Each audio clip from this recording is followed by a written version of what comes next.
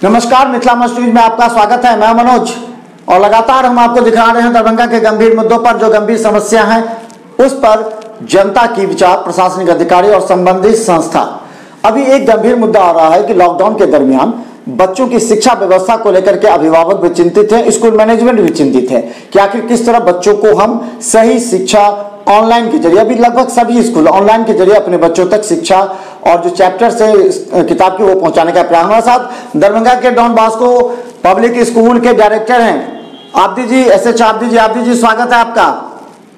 धन्यवाद सर। आप public school association के प्रेसिडेंट भी हैं, आपके कंधों पर जिम्मेवारी भी है कई मामलों में, इसलिए हम आपसे बात करेंगे। आब्दी जी, ये बताइए कि सबसे पहले जो लॉकडाउन की स्थिति है इसमें एक स्कूल मैनेजमेंट क्या करे? 9th के CBSE का एग्जाम आधा अधूरा रह गया, उसे फिर पूरा नहीं किया गया है, कई क्लासेस के परीक्षा रुक गए थे, उसका कुछ नहीं हो पा रहा। तो इस लॉकडाउन में क्या नियम है, किस तरह करना है आब्दी जी? जी बेहतर।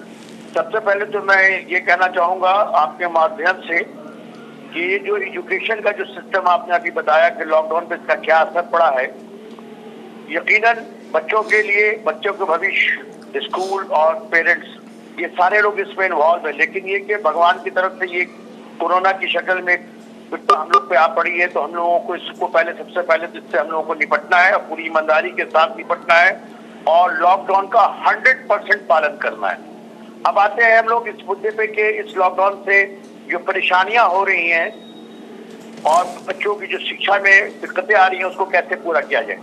मैं सबसे पहले धन्यवाद देना चाहूंगा अपने तमाम स्कूल मैनेजमेंट को, एसोसिएशन की ओर से, कि उन लोगों ने पूरी ईमानदारी के साथ इसका विकल्प निकाला और ऑनलाइन एजुकेशन देने का उन्होंने बेड़ा उठाया और इस पर हम लोग पूरी तरह से मुस्तैदी के साथ इस पर हम लोग काम कर रहे हैं। लेकिन ऑनलाइन में भी बहुत सारी दिक्कतें का सामना हम लोगों को करना पड़ रहा है, जिसमें बहुत सारे स्कूल्स जिनके पास असेसमेंट बुक्स थे, जैसे हमारे स्कूल ने भी, हम लोगों ने ये किया है कि तमाम बुक्स चैप्टर वाइज उनको व्हाट्सएप, सारे बच्चों को व्हाट्सएप कर दिया हम लोगों ने और अपने अपने वेबसाइट पर भी इसको डाल दिया है ताकि बुक्स की कमी महसूस ना की जाए। अभी जो सबसे बड़ा इम्पोर्टेंट काम है ये है कि जो टीचर्स अपना वक्त दे रहे हैं ऑनलाइन बेसिस पे जो पढ़ा रहे हैं, मैं बच्चों को कहूँगा कि बच्चे पूरे ध्यान से, टीचर्स आपको पहले कॉल देते हैं, आपको अटेंड कराते हैं, आप ईमानदारी के साथ उनको सहयोग दीजिए। पेरेंट्स से भी मैं रिक्वेस्ट करूँगा सहयोग दीजिए। थोड़ी सी कमी जरूर महसूस होगी लेकिन फायदा ऑनलाइन बच्चे उठा सकते हैं और उठा रहे हैं भी।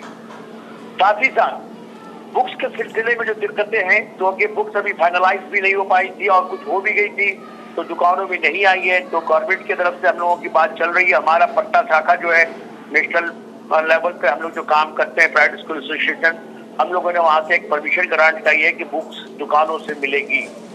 तो हर दुकान जो किताबें हैं, जहाँ किताबें अवेलेबल है, आप उन तक संपर्क करें। 2 घंटे की का पीरियड दिया गया है जिससे आपको बुक्स मिल सकती है और ऐसी भी कोशिश की जा रही है कि बुक्स की पैकेट तैयार करके लड़कों तक पहुंचाया जा सके, जो कि अभी प्रोसेस में, इस पर हम लोगों ने काम किया नहीं है अभी, लेकिन बहुत जल्द इस पर भी कुछ विचार हम लोगों का बनेगा। बस हम तो ये कहना चाहेंगे अपने पेरेंट्स से कि आप अपना सहयोग दें।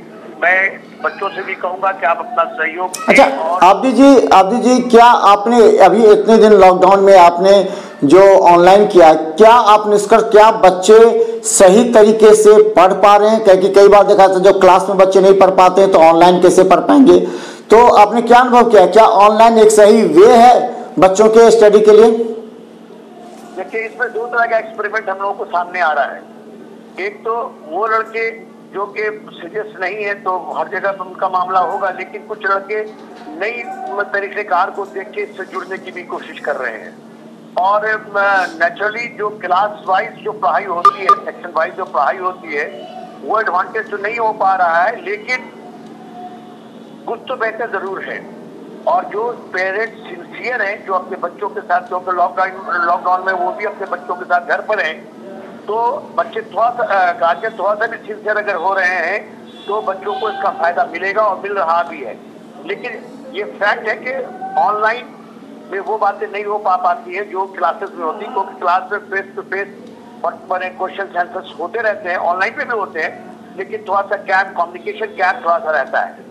अच्छा आप जी, एक चीज ये भी है कि कई अभिभावकों ने कहा है कि ये ऑनलाइन पढ़ाई तो खाना पूर्ति है, क्योंकि कई जगह के अभिभावकों का कहना है कि स्कूल मैनेजमेंट बस खाना पूर्ति कर रहा है, चूंकि उन लोगों को कहना है कि हम क्लास ले रहे हैं इसलिए, तो पढ़ाने का सिस्टम भी सही है, क्योंकि पहला एक्सपीरियंस शिक्षकों के लिए भी है, स्कूल मैनेजमेंट के लिए भी है, क्योंकि पहली बार इस तरह की व्यवस्था है। तो क्या लगता है इस व्यवस्था के तहत किस तरह विश्वास जीता जाएगा अभिभावकों का?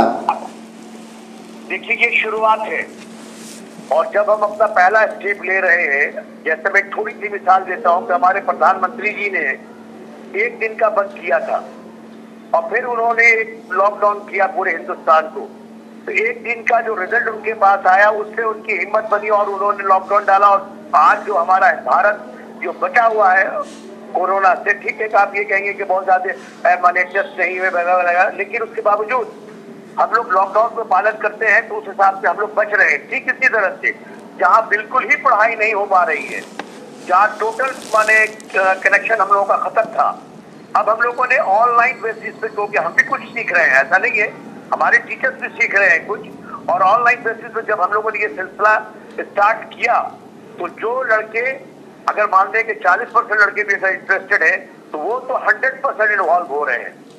और जब वो इन्वॉल्व होंगे, देखते देखते धीरे धीरे इंप्रूवमेंट आएगा।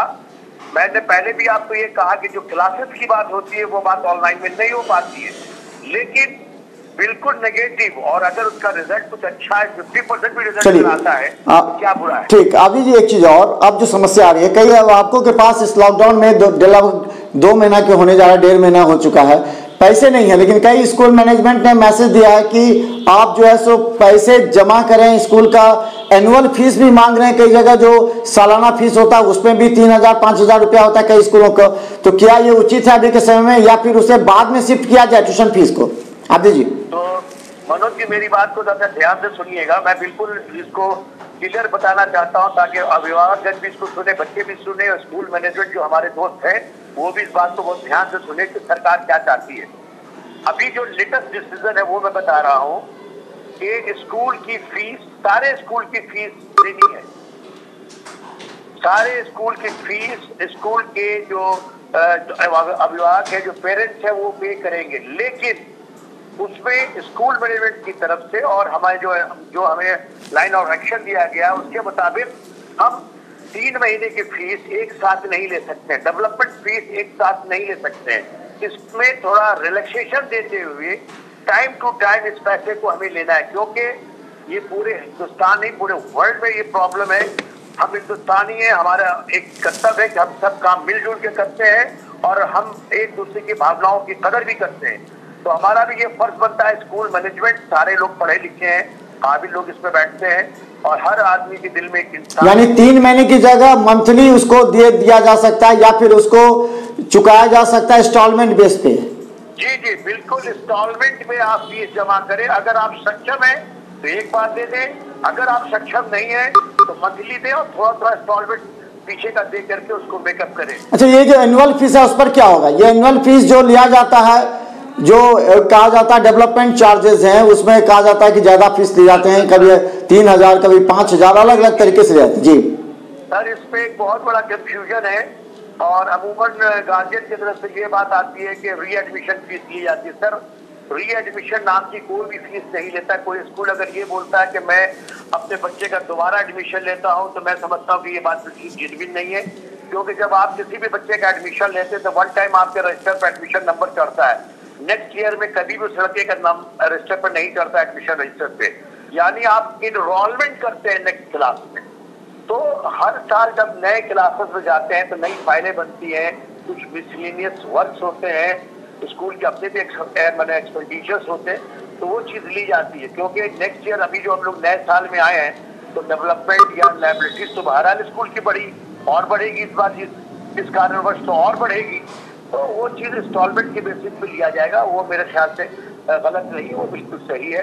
हम अपने गार्जियन को भी सपोर्ट करेंगे, बच्चों को भी सपोर्ट अच्छा, करेंगे, एक चीज गार्जियन को भी। जी जी ये बताइए आप दीजिए, एक चीज और जानना चाहेगा, इस बार क्या जो सब्जेक्ट है, जो सिलेबस है, क्या लगता है, क्योंकि ये जो है सितंबर तक जा सकता है ये, तो क्या लगता है सिलेबस को छोटा करना पड़ेगा। दूसरी सबसे अहम बात है, ये लॉकडाउन खुलने के बाद जिस स्कूल में गैदर्ड बच्चे हैं, एक एक सेक्शन में 100 बच्चे हैं, 60 बच्चे हैं, वो कैसे सोशल डिस्टेंस को मेंटेन करेंगे, क्या करना पड़ेगा ऐसे स्कूलों को।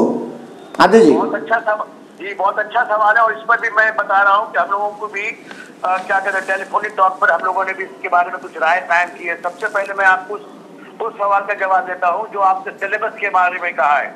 नेचुरली ऐसी हालत में सिलेबस हमारा कोई शॉर्ट होगा, बिल्कुल होगा शॉर्ट, लेकिन हम कोशिश करेंगे कि कंप्लीट किया जा सके। हम अपनी तमाम ऐसी छुट्टियां को कैंसिल करने जा रहे हैं, बल्कि 99% हम लोगों ने फाइनल कर भी लिया है कि ऐसी तमाम छुट्टियां कैंसिल हो जाएंगी। समर वेकेशन कैंसिल हो जाएंगे, जो हमारे पर्व की छुट्टियां होती हैं उसको भी मिनिमाइज किया जाएगा, कम से कम किया जाएगा, ताकि हम लोग ज्यादा से ज्यादा हमारे टीचर्स अपना डिवोशन दे सके बच्चों के लिए। मैं इस मौके पर एक खास तो बात बोलना भूल गया था, मैं अपने टीचरों को भी धन्यवाद देना चाहूंगा, तमाम स्कूल के टीचर को, कि जो अपने घरों से बैठ के पढ़ा रहे हैं, बिला शुबह बहुत बड़ा काम कर रहे हैं। स्कूल मैनेजमेंट उनको धन्यवाद देती है और उनको सैल्यूट भी करती है। अब आती है आपके सर बात, ये जो ड्यूरेशन का जो मामला आपने बताया, आपको ये ड्यूरेशन की बात मैंने बता दी। सिलेबस हम लोग शॉर्ट करेंगे ही करेंगे, ताकि सिलेबस को शॉर्ट करके ही उसको हम लोग मैनेज कर सकेंगे। सोशल डिस्टेंस का किस तरह सोशल डिस्टेंस मेंटेन होगा, यही तो सबसे बड़ा सवाल है।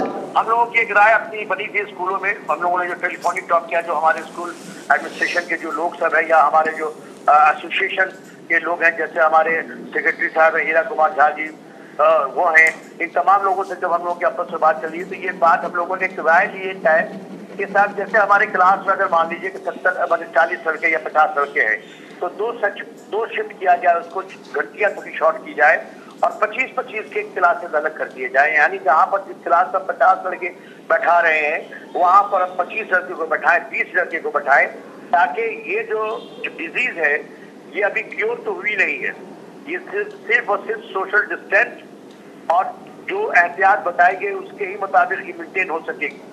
भगवान करे, मैं दुआ करता हूँ कि जल्द से जल्द इसकी कोई मेडिसिन आ जाए, ताकि इसके बाद चले हम आपसे और भी लगातार बात करेंगे। एक अंतिम अपील, आप अपने स्कूल के बच्चों को क्या कहना चाहते हैं इस लॉकडाउन में, आदित्य जी। मैं अपने तमाम स्कूल के बच्चों को, बिलखसूस डॉन बॉस्को स्कूल के साथ साथ पूरे दरभंगा मिथिलांचल के स्कूल के बच्चों को ये कहना चाहूंगा कि आप लॉकडाउन का पालन करें, अपने घर में रहें, सफाई जैसे बताई जाती है उससे मेंटेन करें और अपना पूरा समय घर में दें और उसी में खेलते कूदते अपने माँ बाप के साथ मिलते जुलते अपनी पढ़ाई को भी लेके चले और एक अच्छी उम्मीद रखें। इंशाल्लाह एक सुबह आएगी जो हम लोगों के लिए खुशी लेके आएगी। चले, बहुत बहुत धन्यवाद। हम लगातार दरभंगा के कई स्कूल मैनेजमेंट से आपकी बात कर रहे हैं, घर बैठे मिथिला मस्ट न्यूज को आप देख रहे हैं। अभी आप लगातार प्रशासनिक पुलिस कार्रवाई देख रहे होंगे, किस तरह कार्य किस तरह पास देना है, हर अपडेट खबर यूट्यूब पर, वेबसाइट पर और टीवी चैनल पर हम अपडेट करें। इसके साथ ही हम आपको बता दें, स्कूल मैनेजमेंट की भी वो बात आप तक पहुंचाना चाहते हैं जो आपके दिल की समस्या है, वो हम स्कूल मैनेजमेंट तक रखते हैं, स्कूल मैनेजमेंट बात आप तक रखते हैं। अगर आप कहें तो निश्चित तौर पर यूट्यूब में आप मैसेज दें, फेसबुक पर आप इसे अपना कमेंट करें, ताकि हम संबंधित स्कूल मैनेजर से सवाल पूछ सकें। धन्यवाद Aditya ji. Okay, thank you sir.